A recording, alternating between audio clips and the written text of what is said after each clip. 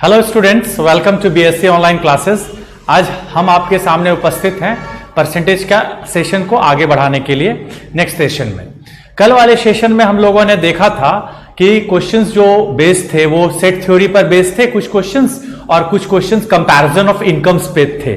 आज जो स्टार्टिंग में मैं ये बताने जा रहा हूं, कुछ क्वेश्चंस परसेंटेज के ऐसे होते हैं जो एलिगेशन मिक्सचर पर बेस्ड होते हैं। ठीक है, एलिगेशन मिक्सचर जो कि आप कुछ लोग बच्चे पढ़ चुके होंगे, कुछ लोग पढ़ने वाले होंगे। ओके, तो मैं डायरेक्ट वैसे क्वेश्चंस को आज शुरुआत में लेने जा रहा हूं जो एलिगेशन मिक्सचर्स के रूल से बनाए जाएंगे। तो बिना समय को गवाए हम लोग डायरेक्ट क्वेश्चंस पे आते हैं। पहला क्वेश्चन देखा जाए। पहले क्वेश्चन में कहा जा रहा है, बड़ा ही इंपॉर्टेंट क्वेश्चन है। In a certain year population of a town was 9,000. If in next year male and female population increase by 5% and 8% respectively, so the population becomes 9,600. Find the ratio of male and female in that year.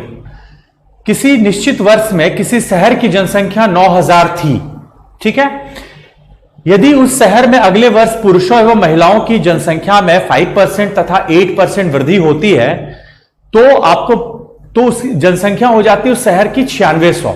तो आपको पता करना है कि mail और female के बीच ratio क्या था। ठीक है, तो देखो पहले इसे हम कंसेप्ट से सॉल्व करेंगे, यानी डिटेल मेथड से, डिटेल अप्रोच से। अगर इस क्वेश्चन को डिटेल में अगर बनाते हम लोग, डिटेल मींस एक्स लेकर के और विदाउट एक्स लेकर के, दोनों मेथड में आपके सामने रखने जा रहा हूं। तो अगर डिटेल में इसको बनाएंगे इस प्रॉब्लम को, तो हम लोग इस तरह से स्टार्ट करेंगे सॉल्व करना डिटेल में। माना कि मेल है x, ठीक है, को टोटल था 9,000, तो फीमेल हो जाएगी 9,000 माइनस x। यहां तक तो क्लियर है। 9,000 में से अगर हम मेल के पॉपुलेशन को माइनस कर दें तो बचा ना फीमेल। अब जरा पढ़ा जाए कि मेल का पॉपुलेशन वृद्धि हुआ है 5% का, तो मेल है x 5% मींस 1/20 लिख सकते हैं, x का 1/20। और महिलाओं में वृद्धि हुई है 8% का, तो महिलाओं में वृद्धि हुई है 8% का, तो 9,000 माइनस x 8% 2/25।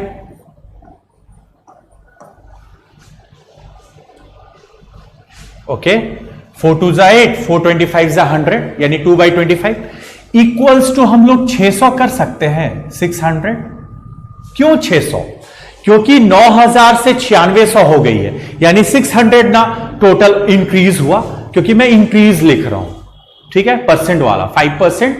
अगर 105/100 लेते और 108/100 लेते ना, तब इक्वेट करते 9600 से, लेकिन मैं सिर्फ इंक्रीज पार्ट लिख रहा हूं 1/20 2/25, तो बराबर करेंगे 600 से। अब देखो इसको जब आप सॉल्व करोगे तो बड़ा ही इसको सॉल्व करोगे तो यू विल गेट x की वैल्यू 4000 आएगा।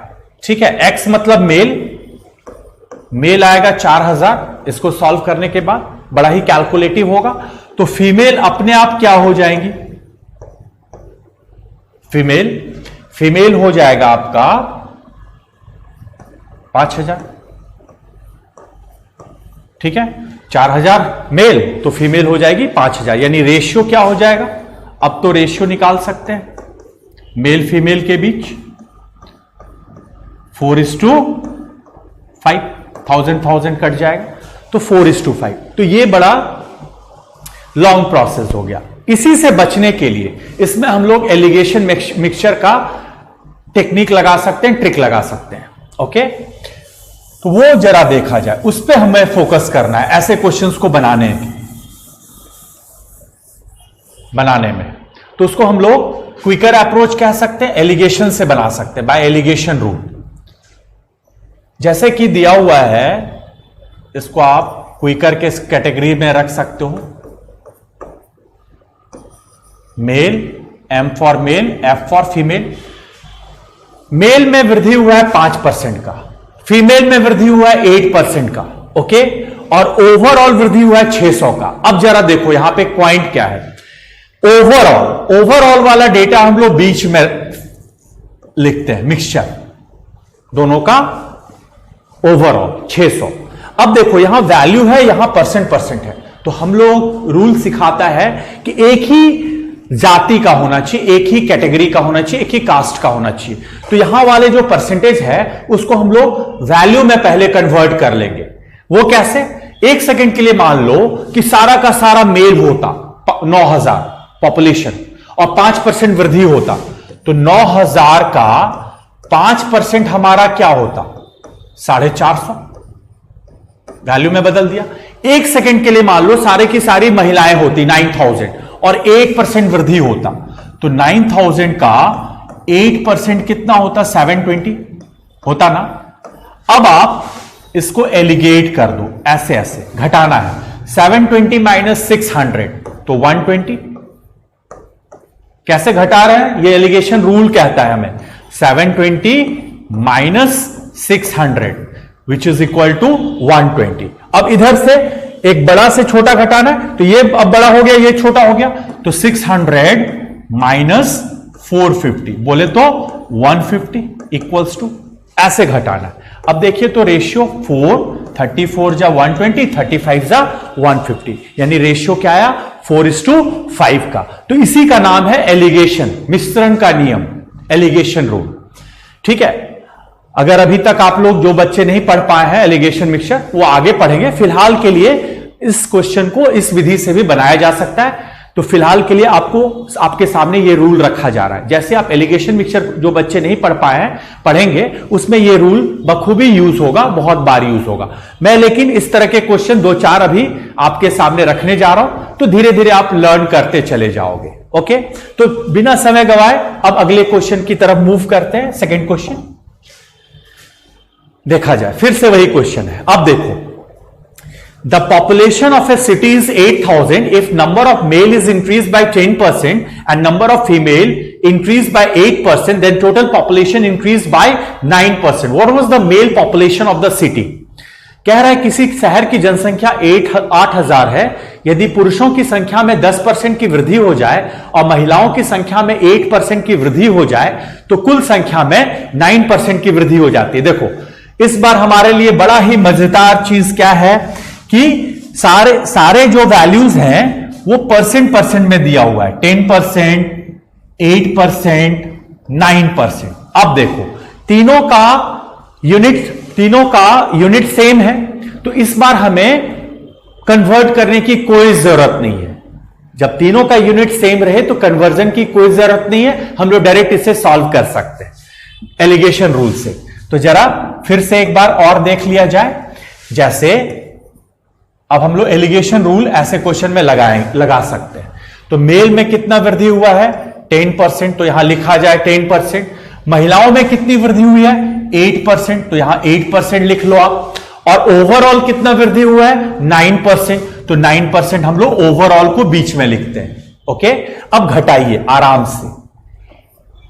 9 माइनस 8 तो 1% लिखने का कोई जरूरत नहीं है क्योंकि रेशियो में वो कैंसल आउट हो जाएगा। और 10 माइनस 9 भी 1, तो 1:1 का ना रेशियो आया मेल और फीमेल के बीच, और कुल जनसंख्या है 8000। तो आपको पता करना है मेल कितना होगा। तो 1:1 है तो मेल तो 4000 ना होगा, 1/2 इंटू 8000, यानी पुरुषों की संख्या कितनी होगी? 4000। ये हो गया हमारा आंसर। तो ऐसे तुरंत आप उड़ा सकते हो ऐसे क्वेश्चंस को। तो याद रखना, जब कभी भी ऐसे क्वेश्चंस दिए रहे, जब यूनिट सेम रहे, तो इसको वैल्यू में कन्वर्ट करने की कोई जरूरत नहीं। हां, यह जरूर है कि जब दो जगह परसेंट रहे, एक जगह वैल्यू रहे, तो उसको आप वैल्यू में कन्वर्ट कर लो, या जो वैल्यू है उसको परसेंट में कन्वर्ट कर लो। लेकिन पिछले क्वेश्चन में हमें वैल्यू में कन्वर्ट करना हमारे लिए आसान था, ठीक है, फ्रैक्शन से बचने के लिए, इसलिए मैंने वैल्यू में कन्वर्ट किया। ये तीनों परसेंट में था, इसलिए डायरेक्ट एलिगेशन का रूल अप्लाई हो गया। ओके, चलिए अब इसी टाइप का एक और क्वेश्चन, फिर मैं 1-2 क्वेश्चन आपको भी दूंगा एकदम इसी तरह सॉल्व करने के लिए। देखिए the weight of two friends Ram and Shyam is in the ratio 4:5. Ram's weight increased by 10%, thus their total weights with 15% increment became 82.8 kg. Find the percentage growth in Shyam's weight. बड़ा ही इंपॉर्टेंट क्वेश्चन है, बड़ा ही interesting question है. बोलता है कि दो मित्र राम और श्याम के वजन का रेशियो दिया हुआ है. इस बार ऑलरेडी रेशियो दिया हुआ है. अभी तक हम लोग पिछले दो क्वेश्चंस में रेशियो फाइंड आउट कर रहे थे. तो इस क्वेश्चन की खासियत है कि रेशियो ऑलरेडी आपके सामने डिक्लेयर है, दिया हुआ है, गिवन है.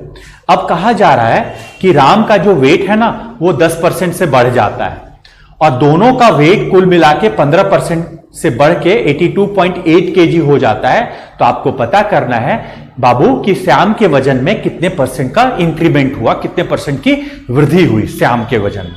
तो सुनो, अगर हम इसको कंसेप्चुअली पहले बनाते हैं, उसके बाद क्विकर आपके सामने रखेंगे. देखो बड़ा ही आसान है. कंसेप्चुअली बाय कंसेप्ट इसको अगर आप बनाना चाहोगे, बाय कंसेप्ट एक लाइन में अभी आप बना सकते हो, चाहो तो समझो जरा. राम और श्याम. राम है 4 यूनिट, ठीक है. इसमें कितना वृद्धि हुआ है? 10% वृद्धि हुआ है. तो 4 का 10%, ठीक है. 4 into 10 भी कर सकते थे. प्लस श्याम कितना यूनिट है? 5 यूनिट. कितना परसेंट वृद्धि हुआ है यही आपको निकालना है. तो x%. अब बोलता है कि दोनों का वजन बढ़ के कितना परसेंट वृद्धि हुआ? 15% वृद्धि हुआ दोनों का. यानी 82.8 kg जो दिया हुआ है ना, उसका कोई यूज नहीं है इस क्वेश्चन को सॉल्व करने में. बोलोगे सर उसका यूज कब होता इसको सॉल्व करने में? उसका यूज तभी होता जब किसी पर्सन का पर्टिकुलर वेट पूछता, पर्टिकुलर भार पूछता केजी में. लेकिन यहां तो परसेंट पूछ रहा है. यानी ये 82.8 kg जो लिखा हुआ है ना, ये बस इसका इस्तेमाल नहीं है, ठीक है. हां, इस्तेमाल तब होता, आई रिपीट, जब किसी का भार किलोग्राम में निकालना होता, लेकिन हमें परसेंट में निकालना है. तो दोनों का वजन यानी 9, 4 और 5 9 हुआ ना. 4 5 9, दोनों का वजन 15% से बढ़ गया. तो 9 into 15% लिख सकते हैं ना. तो ये हो गया हमारा प्रॉपर इक्वेशन. तो देखिए परसेंट कॉमन लेके परसेंट तो कट जाएगा, परसेंट तो कट जाएगा ना कॉमन लेके दोनों साइड. तो बस यही ना बच गया 40 प्लस 5x. श्याम का वजन x% से बढ़ा है, हम लोग ये एज्यूम किए हैं.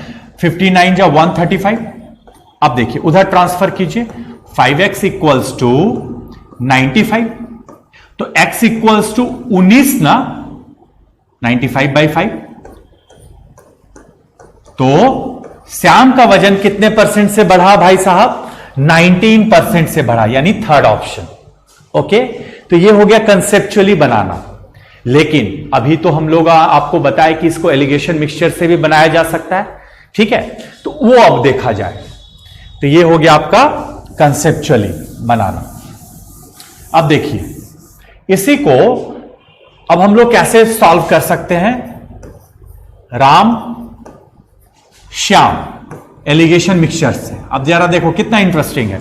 रेशियो दे रखा है 4:5. तो यहां लिख लो आप 4:5 दिया हुआ है रेशियो, राम और श्याम के वेट का रेशियो. अब राम का वेट बढ़ा है 10% से, तो यहां लिखिए 10%, ठीक है. श्याम का वजन कितने परसेंट से बढ़ा है ये नहीं दिया हुआ है, लेकिन ओवरऑल दिया हुआ है 15% से बढ़ा है. ओवरऑल दिया है ना 15% से बढ़ा है. ये मिसिंग है यहां, क्वेश्चन मार्क. ये श्याम का बताओ कितना परसेंट से बढ़ा होगा. तो देखो 15 माइनस 10 किए तो 5 आ गया, 15 माइनस 10 किए तो ना 5 आया यहां. अब बताओ ये बड़ा है ये छोटा है. इस बार ये छोटा होगा और ऊपर वाला वैल्यू ना बड़ा होगा. एलिगेशन रूल यही ना सिखाता है. ये कभी भी दोनों से बड़ा नहीं हो सकता. ये मिड में, एक बार ये बड़ा तो ये छोटा, इस बार ये छोटा होगा उससे वो बड़ा होगा. तो बताओ 15 माइनस 10 होता है 5. तो कितना माइनस 15 करें कि 4 हो जाए? कितना माइनस 15 करें कि 4 हो जाए? 19 ना, बोलिए 19 माइनस 15 करेंगे तब ना 4 होगा, क्योंकि यहां 4 दिया हुआ था. तो बताइए श्याम का वजन कितना परसेंट से बढ़ा? 19% से बढ़ा. हो गया आंसर. यही पूछा जा रहा था। ओके, चलिए अब इसी टाइप का एक क्वेश्चन हम आपके लिए देते हैं, जो आपको कमेंट बॉक्स में कमेंट करना है। ये क्वेश्चन फटाफट इसका स्क्रीनशॉट ले लेना।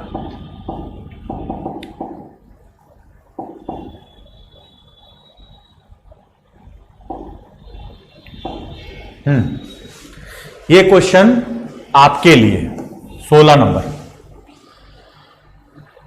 फटाफट स्क्रीनशॉट ले लो। एकदम सेम रूल से बनाना है। ऑलरेडी मैं 3 सवाल आपके सामने इस तरह का रख चुका हूं, तो ये आप फटाफट इसका आंसर बता देना। कोई डेयरी गाय का दूध जिसमें फैट 10% है, भैंस के दूध में फैट 20% है, और दोनों मिलाकर के फैट हो गया 120/7%। तो बताइए गाय का दूध और भैंस के दूध को किस रेशियो में मिलाया गया? Very easy. मैं उम्मीद करूं कि आप लोग इसको हंसते हंसते सॉल्व कर पाओगे। अगर कोई प्रॉब्लम होगा तो प्लीज बताना, फिर मैं इसको आंसर आपके सामने रख दूंगा। ओके, चलिए वापस आते हैं। अब थोड़ा सा क्वेश्चन में बदलाव लाया जा रहा है। ये एलिगेशन मिक्सचर पर 2-4 प्रॉब्लम्स आपके सामने रखे गए, और उम्मीद यही है कि ऐसे क्वेश्चंस को आप अब जाने नहीं दोगे अपने हाथों से। ओके, चौथे नंबर पे आते हैं। ये बड़ा ही आसान सवाल है, फटाफट सॉल्व किया जाए। 50 लड़कियां और 70 लड़कों को पिकनिक पर जाना था। अब बताइए, लड़कियों का केवल 40% और लड़कों का 50% ही पिकनिक पर गया, तो लगभग कितने प्रतिशत पिकनिक पर गए? डायरेक्ट बना लो ना, लगभग कितने परसेंट पिकनिक पर गए? लड़कियों का 40%, तो लड़कियों का 40% यानी 50 लड़की हैं, 40% यानी 2/5 प्लस इतने लोग पिकनिक पे गए लड़कियों में। लड़कों में 50% यानी 70 का हाफ, 50% मीन्स हाफ। तो इतने लोग ना पिकनिक पे गए, तो आपको पता करना है कि कितने प्रतिशत लोग पिकनिक पर गए। लगभग विद्यार्थी में लड़की लड़का दोनों आता है, सिर्फ लड़कियां विद्यार्थी नहीं या लड़के सिर्फ विद्यार्थी नहीं, दोनों विद्यार्थी के श्रेणी में आता है। तो विद्यार्थी तो टोटल 50 और 70 120 है ना, तो हम लोग किससे डिवाइड करेंगे? 120 से। हो गया, इंटू 100 कर लेना, क्योंकि परसेंट निकालना है ना। फ्रैक्शन को परसेंट में बदलने के लिए हम लोग डे 1 में बताया गया था 100 से इंटू किया जाता है ऊपर में। अब इसको सॉल्व कर लो भैया। 20 और 35 55, 55 इंटू 100 बाय 120, फटाफट। अब इसको 0 0 2 6 जा 2 5 जा 55 इंटू 5 275/6, तो 275/6। अब भाग दे दो तो परसेंट निकल जाएगा ना, लगभग। तो लगभग आपका 46% आएगा अप्रॉक्स। ठीक है, अप्रॉक्स पूछ रहा था, यानी हम लोग किस ऑप्शन में निशान लगाएंगे? 46% वाले में, क्योंकि लगभग बोला गया है, राइट। तो ये बात थी। लड़कियों का ये 2/5 सोच रहे हो कहां से आया? ये 40% का फ्रैक्शन मैं बोला था बार बार, प्लीज याद करके जाना, समय बचेगा।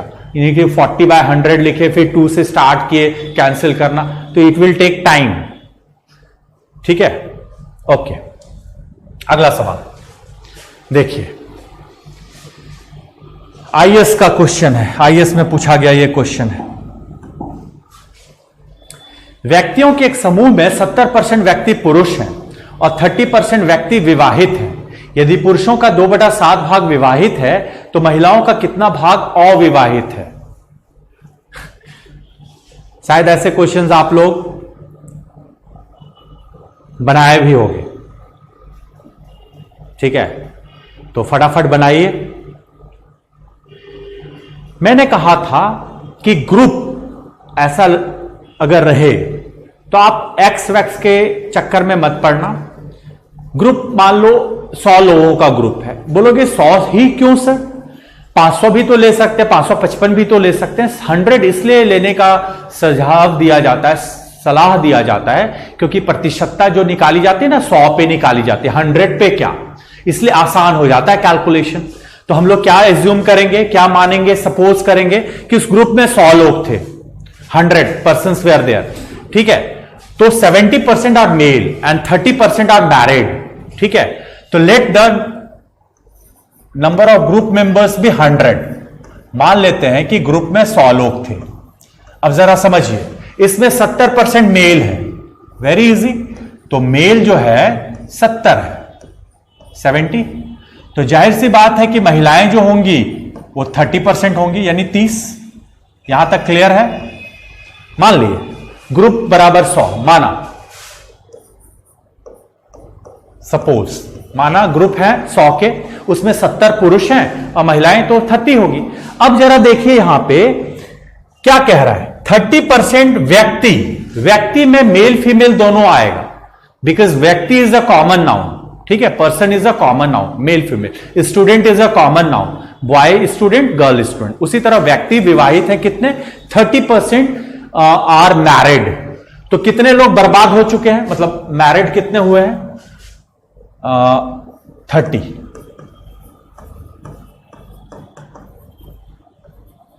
ठीक है, 30 मैरिड है व्यक्तियों में। अब देखिए पुरुषों का 2/7 भाग विवाहित है, पुरुषों का। अब देखिए पुरुषों में मैरिड कितनी होंगी, मैरिड पुरुष में 70 का ना 2/7, 20।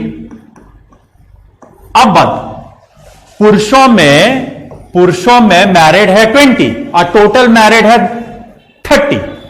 तो बताइए महिलाओं में मैरिड कितनी होंगी, 10। तब ना 20 और 10 मिलके 30। ऐसा दिमाग मत लगाना सर 20 है तो उधर भी 20 ही चाहिए, यहां जो कपल नहीं बनाया जा रहा है, यहां पूरा सर्वे करके ये कहा जा रहा है कि कितने मैरिड है। तो यहां 20 टोटल 30। तो महिलाओं में मैरिड कितनी होंगी, 10। क्लियर, महिलाओं में होंगी ना 10 मैरिड, 20 10 30। लेकिन आपसे पूछ क्या रहा है, महिलाओं का कितना भाग अनमैरिड है, अनमैरिड। तो अनमैरिड तो 20 ना होगी महिला, अनमैरिड 20 ना होगी महिला, लेकिन भाग निकालना है। तो भाग निकालना है तो 20/30, 2/3 भाग यानी पार्ट। तो 2/3 भाग महिलाएं क्या है, अनमैरिड है। हो गया, बस कुछ नहीं करना था। इसको समझाने के लिए मुझे एक दो तीन स्टेप एक्स्ट्रा लेना पड़ता है उन बच्चों के लिए, ताकि वो कंफ्यूज ना हो। ओके, नहीं तो मैं अब अगर एग्जाम में बैठता तो मन ही मन कैलकुलेट कर बैठता इस क्वेश्चन को कि 100 मान लेंगे, 70 पुरुष, महिलाएं 30, 70 का टोटल 70 का 2/7 मैरिड है, तो 20 पुरुषों में विवाहित, तो 10 महिलाओं में विवाहित, तो 20 अविवाहित महिलाओं में, क्योंकि टोटल विवाहित हैं व्यक्ति 30, तो 2/3 हो जाता डायरेक्ट आंसर। ऐसे भी बना सकते थे।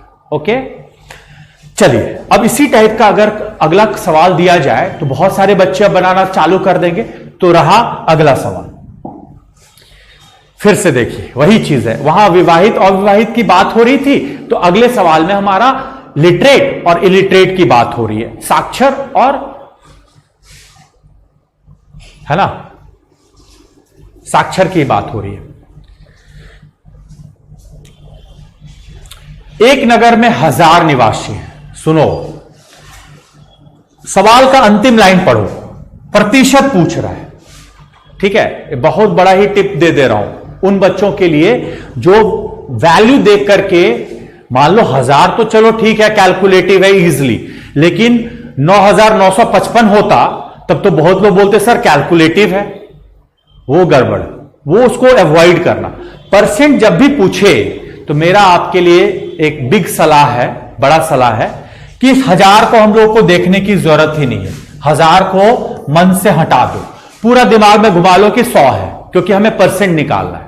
और प्रतिशतता किस पर निकाली जाती है, मैं बार बार रिपीट करता हूं, 100 पे।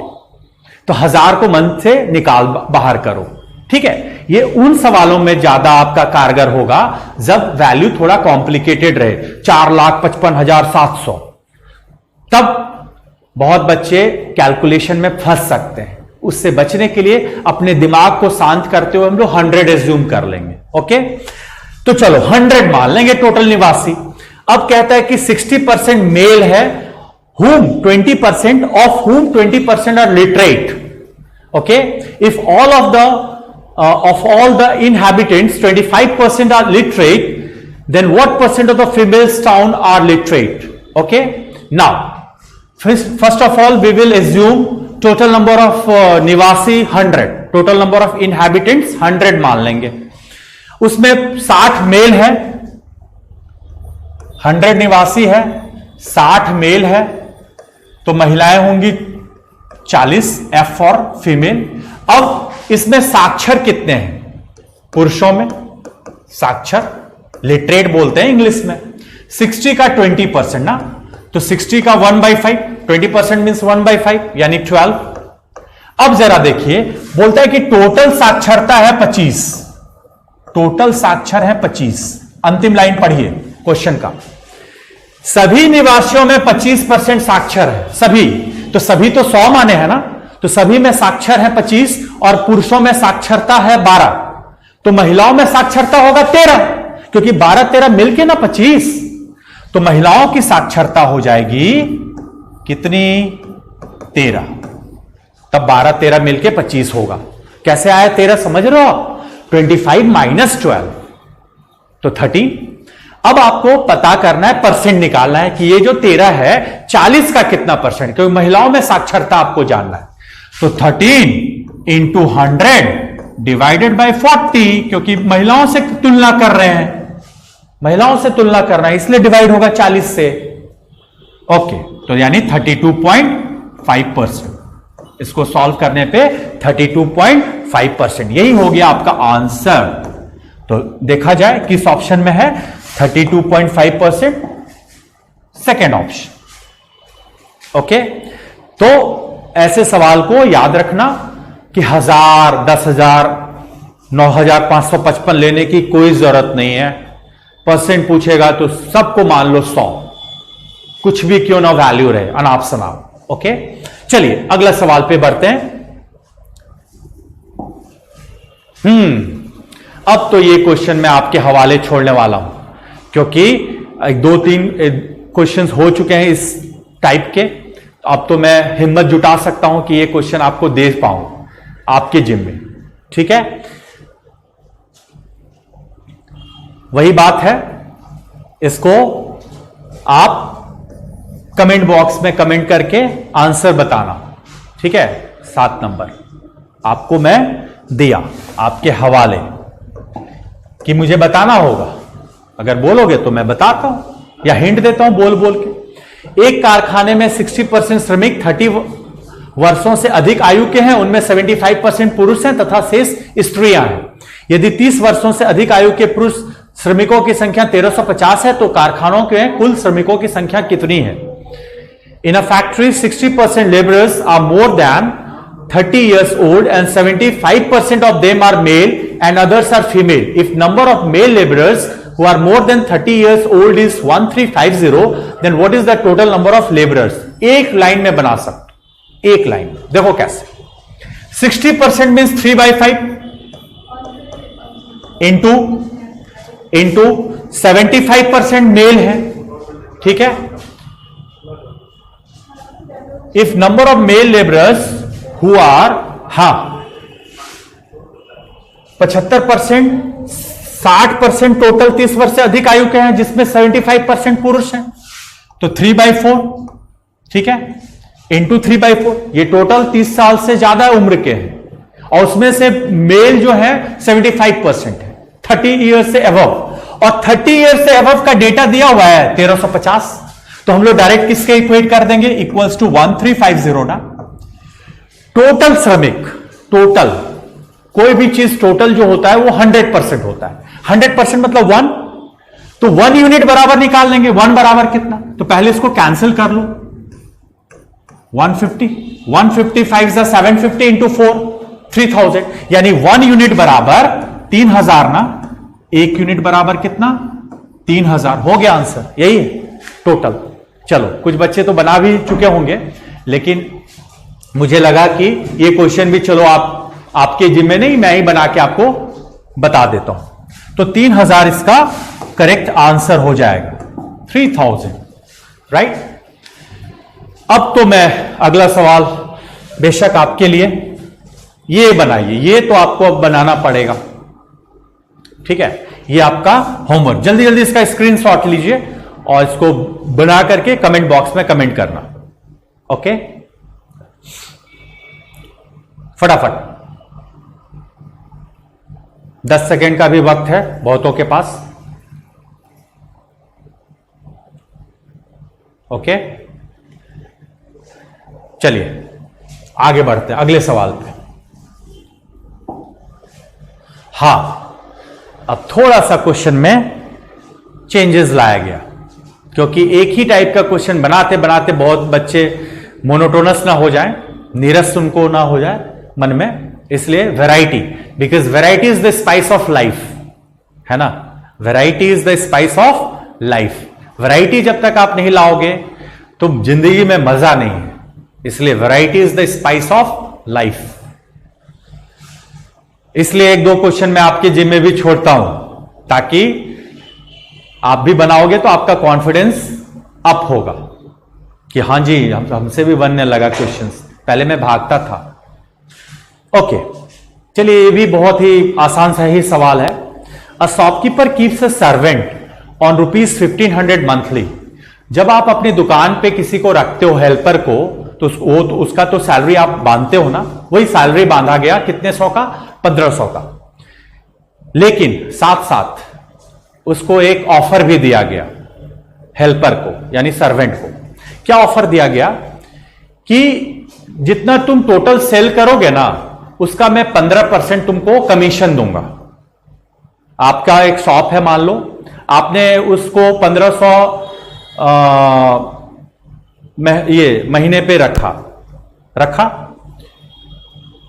चाहे आपका सेल हो या ना हो, 1500 तो उसका फिक्स है, उसको आपको देना ही देना है।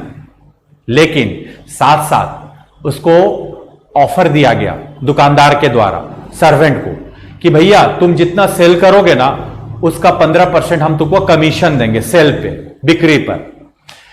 अब अगर कोई ऑफर दे कि हम आपको कमीशन देंगे, तो हमारा तो बढ़ जाएगा इफिशिएंसी, हम तो मेहनत करना स्टार्ट करेंगे कि ज्यादा से ज्यादा सेल होगा तो मेरा कमीशन और बढ़ेगा, तो कमीशन बढ़ेगा। तो सर्वेंट के मन में आया कि मुझे टोटल 6000 कमाना है, 1500 तो उसका फिक्स है भैया, तो वो कमीशन के मार्फत जरिए 4500 ना कमाना चाहेगा, 4500 कमीशन से, यानी सेल पे। ओके, 4500 वो कमीशन चाहेगा, तो 15% जो होगा वो 4500 के बराबर होगा, 15% जो होगा वो 4500 के बराबर होगा। टोटल कोई भी चीज, मैं बार बार कहता हूं, परसेंट में 100% होता है टोटल, और फ्रैक्शन में 1 होता है। 100% को ही तो 1 कहते हैं। तो बताओ, वो 4500 चाहेगा ना अपना कमीशन, जो कि 15% के बराबर होगा, जो कि 15% के बराबर होगा।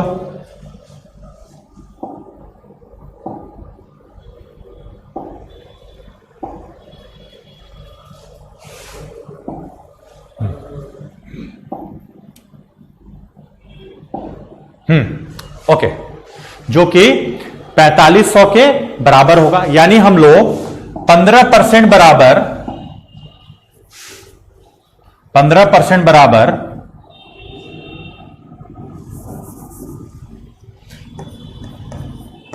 4500 के कर सकते हैं।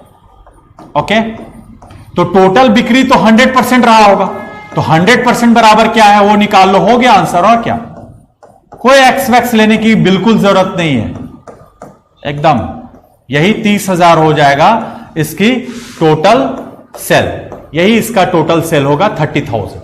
बस 15% 4500, क्योंकि 1500 तो उसका फिक्स है सैलरी, वो तो लेगा ही लेगा, चाहे आपका सेल हो या ना हो। ओके, अगले सवाल पे बढ़ते हैं। 10वां question. In a big garden 60% of the trees are coconut trees 25% of the number of coconut trees are mango trees and 20% of the number of mango trees are apple trees. If the number of apple trees in the garden is 1440, then find the total number of trees in the garden. किसी बगीचे में 60% नारियल के पेड़ हैं, नारियल के पेड़ों की संख्या का 25%, ठीक है, आम का पेड़ है, आम के पेड़ों की संख्या का 20% सेब का पेड़ है और सेब का संख्या दिया हुआ है 1440. अभी ना थोड़ी देर पहले बताया था वो 30 वर्ष से अधिक आयु वाला, वही कंसेप्ट से ये भी बनेगा. देखो 60%, तो लिखते चलो 60% मीन्स 3/5 इंटू, अब इस 60% का 25% मीन्स 1/4. अब इस 20 ये जो आया यहां तक कितने, किस चीज के पेड़ का संख्या आ गया होगा, आप ही बताओ. मैंगो तक का ना. अब इस मैंगो का 20% क्या है, सेब है, तो 20% मीन्स 1/5 बराबर ना दिया हुआ है 1440.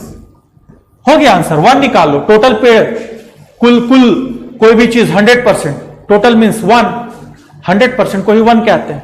अब काटो 3 से 480. अब 1 बराबर क्या हो जाएगा, 480 इंटू 5 2400, 2400 चौके 9600, 9600 गुना 5 48,000, यानी एक बराबर क्या हो जाएगा 48,000, यानी यही कुल पेड़ों की संख्या हो जाएगी 48,000, जो कि किस ऑप्शन में है भाई, फर्स्ट ऑप्शन ना. हो गया.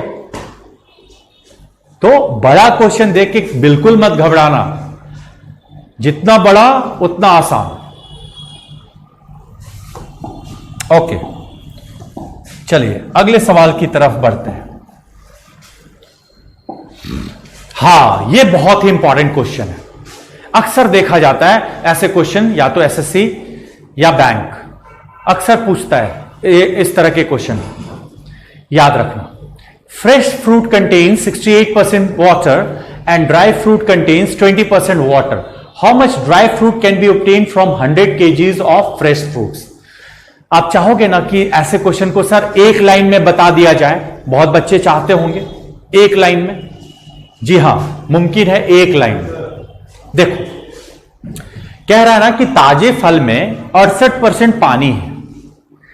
अब बताओ, फल है उसमें 68% अगर पानी है तो 32% उसके अंदर पल्प होगा. पल्प यानी फल, पल्प.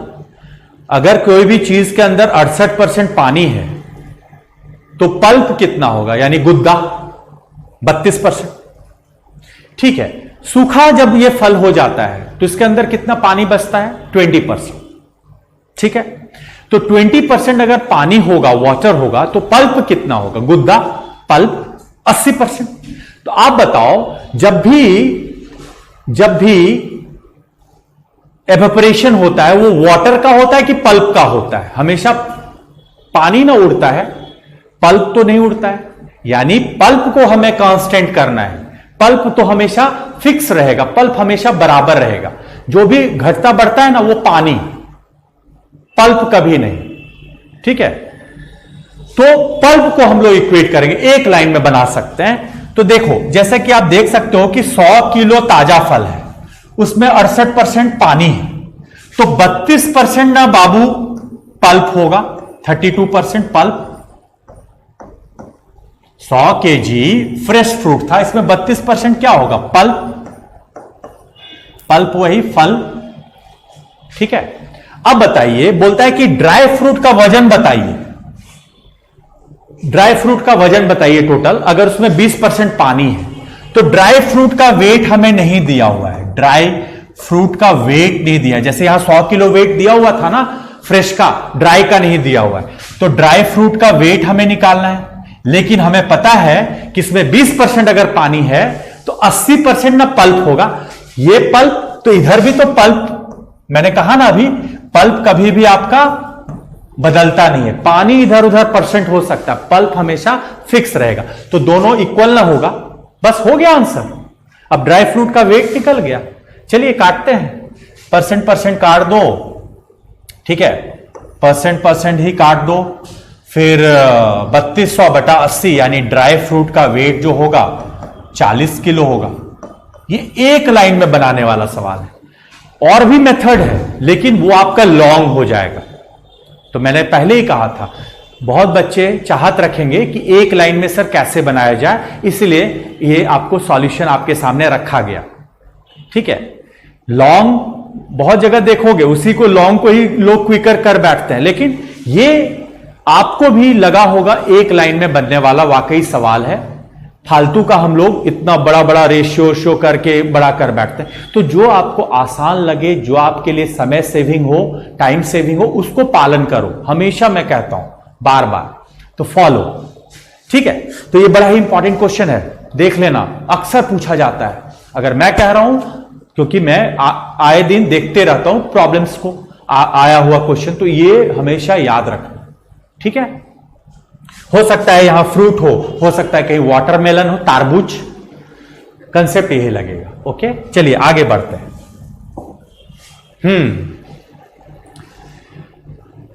ये तो आप भी बना सकते हो आसानी से। बस एक स्टेडियम में 10,000 सीटों में से 100 सीटों को छोड़कर, अब बताओ 10,000 का स्टेडियम है, 100 सीट छूट गया, तो 9900 ना टिकट हमारा बुक हुआ, 100 सीट हमारा छूट गया।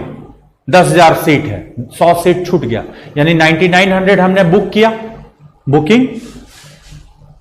अब बोलता है ना, बिके हुए टिकटों में जितना बिका 9900, उसका 20% टिकट, उसका 20% टिकट आधे दाम पर तथा शेष टिकट 20 रुपए के पूरे दाम पर बेचे गए, तो टिकट बिक्री से कुछ कितनी आय हुई, कुल कितनी आय हुई? कंडक्टर बन जाओ, तुरंत बन जाएगा। कंडक्टर बन जाना इसमें, देखो कैसे,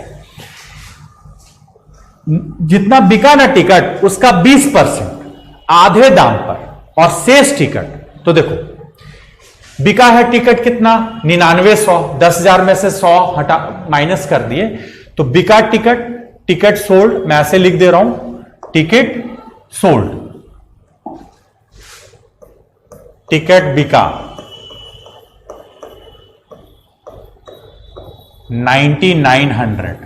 समझाने के लिए मैं यहां ऐसे लिख दे रहा हूं, 100 टिकट नहीं बिका था, छूट गया था सीट, 9900 बिका क्योंकि टोटल 10,000 सीट था। अब इसका 20%, तो 9900 का 20% आधा दाम पर बिका, तो 9900 का 80% पूरा दाम पर बिका होगा। 9900 का 80%, 80% मतलब 4/5 इंटू ये पूरा दाम पर बिका, और एक टिकट का दाम था 20 रुपया, तो टोटल कलेक्शन आएगा इंटू 20, तो 9900 इंटू 4/5 इंटू 20 प्लस 20% आधा दाम पर बिका, तो 9900 का इंटू 1/5, 20% मतलब 1/5 आधा, तो 20 का आधा कितना होगा, 10। यही ना कलेक्शन हुआ होगा, बस कुछ नहीं है, सिर्फ कैलकुलेशन था। ओके, अब इसको फटाफट सॉल्व कर लो ना, सॉल्व कर लो।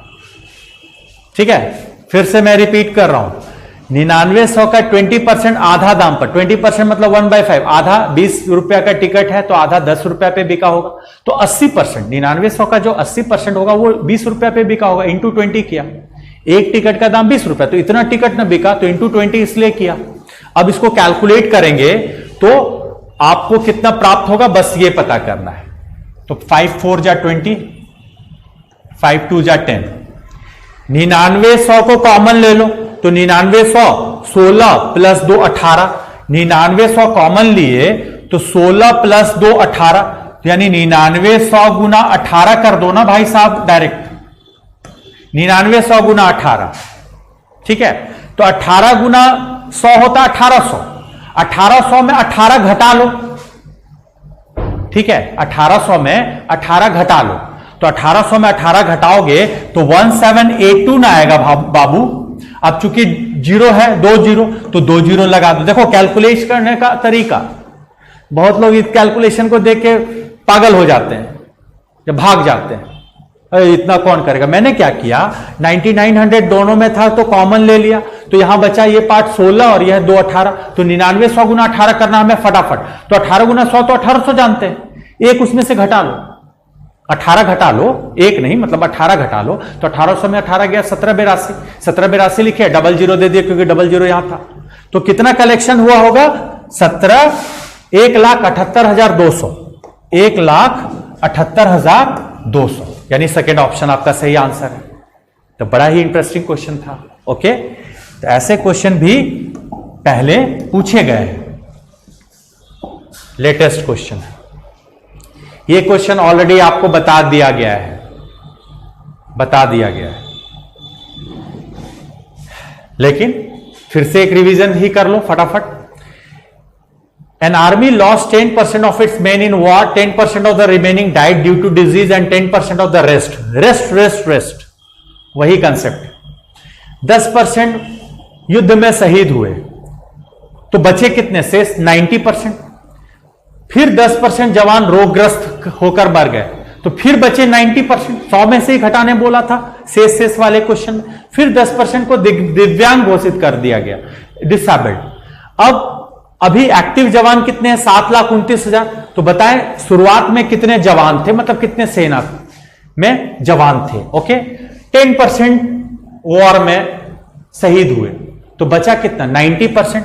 90% यानी 9/10, फिर 9/10, 90% फिर बचा होगा, फिर 9/10, यही बराबर ना आपका दिया हुआ है 7,29,000, यही ना दिया हुआ है। तो कोई भी टोटल 100% होता है यानी 1। ये देखो बाबू, 9 का क्यूब है ना, पूरा कट गया 9 का क्यूब, तो यहां 1,000 बचेगा। 1,000 में और 3 जीरो मल्टीप्लाई हो जाएगा, तो 3 2 5 और 1 6, यानी टोटल कितने शुरुआत में जवान थे? 10 लाख। 2 2 4 2 6, यानी कौन सा ऑप्शन फिर से सही होगा? Second option is the right answer. तो ऐसे बनाना है। तो ये रिमेनिंग, बहुत बच्चे सोच रहे होंगे 9/10 कैसे आया? 10% शहीद हो गए, तो बचे ना 90%। कोई भी चीज 100% होता है, मैं बार बार कहते आया हूं, ठीक है। और 90% का फ्रैक्शन वैल्यू 9/10। चलिए अगले सवाल की तरफ बढ़ा जाए। बोलता है, on a certain date Pakistan has a success rate of 60% against India in all the ODIs played between the two countries. वे भारत से, मतलब Pakistan lost the next 30 ODIs in a row to India and their success rate comes down to 30%. The total number of ODIs played between the two countries is. देखो सवाल क्या है जरा समझिए। बोलता है क्या, दो देशों के बीच खेले गए सभी एक दिवसीय मैचों में पाकिस्तान की भारत के मुकाबले सफलता दर 60% है। वे भारत से अगले 30 एक दिवसीय मैचों में लगातार हार गया पाकिस्तान। तो जाहिर सी बात है जब लगातार हारेगा तो सक्सेस रेट घटेगा। पहले 60% हुआ करता था सक्सेस रेट, जैसे 30 एक दिवसीय मैच हार गया ना तो उसका सक्सेस रेट घट के 30% हो गया। तो आपको पता करना है कि बताइए अब तक उन दोनों देशों के बीच कितना मैच खेला गया। अगर इसे कंसेप्ट से बनाए हम लोग, कंसेप्ट मतलब डिटेल से, तो अगर बाय कंसेप्ट बनाओगे तो देखो, कंसेप्ट पहले जान लो, कोई बड़ा क्वेश्चन नहीं है। मान लेते हैं कि 30 मैच खेलने से पहले टोटल X मैच खेला गया था। 30 मैच खेलने से पहले X मैच खेला गया था, उसमें पाकिस्तान जीता था 3/5, X का ना 3/5, पाकिस्तान वॉन, इतना मैच जीता, सक्सेस रेट। अब 30 मैच और खेला गया तो X + 30। अब पाकिस्तान का सक्सेस रेट क्या हो गया? 30%, यानी 3/10। 30% मीन्स 3/10। अभी भी तो पाकिस्तान इतना ही जीता है, पाकिस्तान वॉन। तो ये दोनों आपस में क्या होगा? इक्वल। बस X निकाल लो तो 3 कैंसिल, 5 2 10, 2X बराबर X + 30, 2X बराबर X + 30, X बराबर 30 ना, तो 30 मैचेस जो खेला गया था, कब? जब पाकिस्तान लगातार जो 30 मैच हुआ उसमें हारा नहीं। तो लेकिन आपको टोटल मैचेस निकालना है, टोटल मैचेस टिल नाउ। तो क्या करेंगे? 30 + 30 ना, यानी टोटल कितने मैचेस खेले गए अब तक दोनों देशों के बीच? 60। ये 30 जो आया, ये कब? जब 60% सक्सेस रेट था पाकिस्तान का। इसमें 30 फिर से पुनः क्यों ऐड किया? क्योंकि अब तक मैच x+30 खेले गए। हमने इक्वेट क्यों किया? पाकिस्तान जितना पहले जीता था, अभी भी 30 मैच होने के बावजूद भी उतना ही जीत पाया है, इसलिए दोनों इक्वल हो गया। तो ये कंसेप्ट हो गया। ओके, अब इसको हम लोग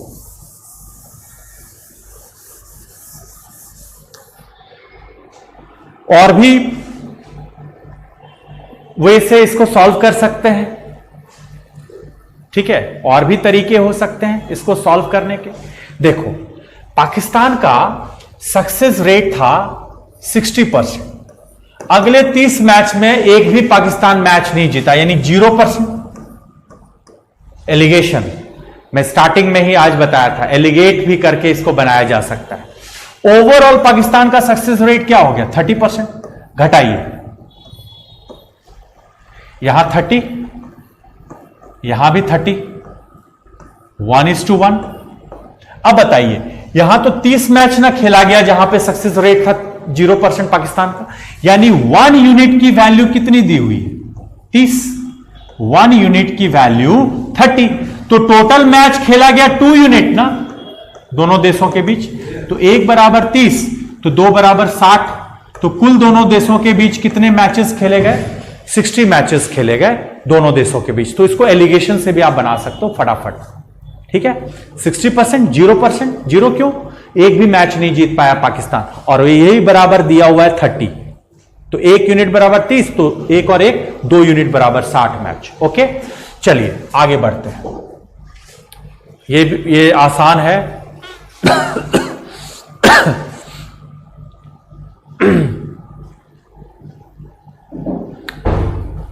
फटाफट इसको ट्राई कीजिए। 2 students appeared for an examination. One of them secured 23 marks more than the other, and his marks were 60% of the sum of their marks.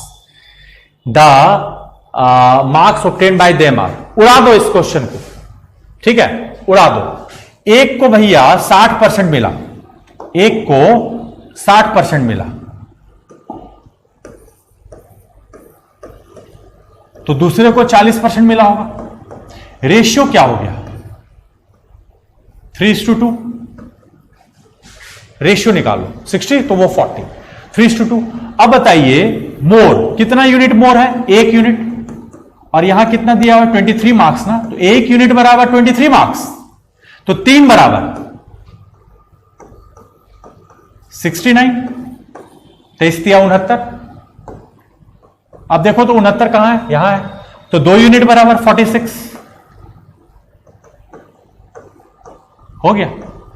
तो दोनों का मार्क्स क्या क्या है? 69 और 46। क्या किया मैंने? बार बार समझो।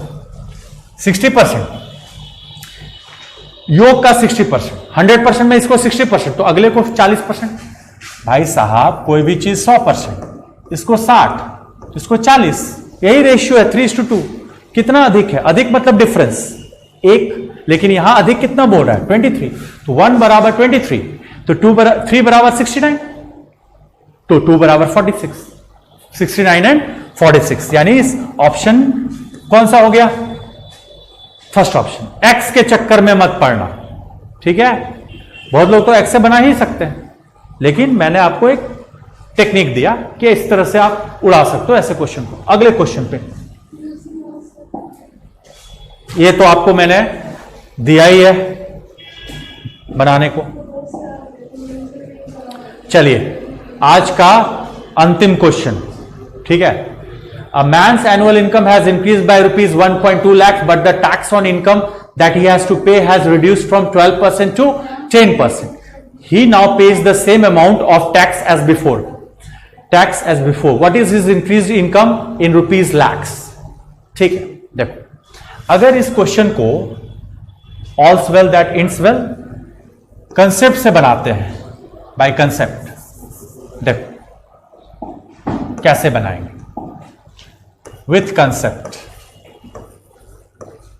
आज का अंतिम सवाल, कल हम लोग फिर कुछ और इंटरेस्टिंग क्वेश्चन के साथ आपके सामने उपस्थित होंगे। फिलहाल ये लास्ट क्वेश्चन देखा जाए। कंसेप्ट से अगर बनाएंगे तो मान लेते हैं कि उसकी पहले की इनकम थी x, तो वो टैक्स कितना पे करता था पहले, 12% ना, तो x का 12% वो टैक्स पे करता था, टैक्स। अब बोलता है कि उसकी इनकम में 1.2 का वृद्धि हो गया, यानी now his income x plus 1.2 lakh का वृद्धि हो गया, तो x प्लस 1.2। अब वो कितना टैक्स पे कर रहा है, 10%। अभी भी वही टैक्स पे कर रहा है। बोलता है क्या, अभी भी वह उतना ही कर देता है, कर मतलब वही टैक्स। तो बताओ ये और ये दोनों क्या होगा, इक्वल ना, तो बोलो x निकल जाएगा, तो x की वैल्यू आएगी यहां पे 6 लाख। लेकिन ये आंसर मत कर बैठना, है था तो 6 लाख, है मतलब प्रेजेंट, तो देयरफॉर आंसर हो जाएगा 6 प्लस 1.2 यानी 7.2 लाख। ये आपका सेकेंड ऑप्शन हो जाएगा इसका आंसर। ठीक है, ओके। तो ये कंसेप्ट से हो गया। बोलोगे सर एक लाइन में अगर इसको बनाना हो तो रेशियो से बना लो। देखो ठीक है, 12% और 10% के बीच रेशियो क्या है, 6:5। कितना यूनिट इंक्रीज हुआ, 1 यूनिट। और क्वेश्चन में 6 लाख, ये 1.2 लाख, तो 1.2 equals to 1.2 lakh present income निकालनी है, तो 6 यूनिट 7.2 लाख हो गया आंसर। ओके, तो आज का यही हमारा लास्ट क्वेश्चन था। उम्मीद करता हूं कि इससे आप लोग बहुत कुछ सबक लिए होंगे। तो अगले सेशन में मिलते हैं। Thank you so much, have a good day, have a nice day.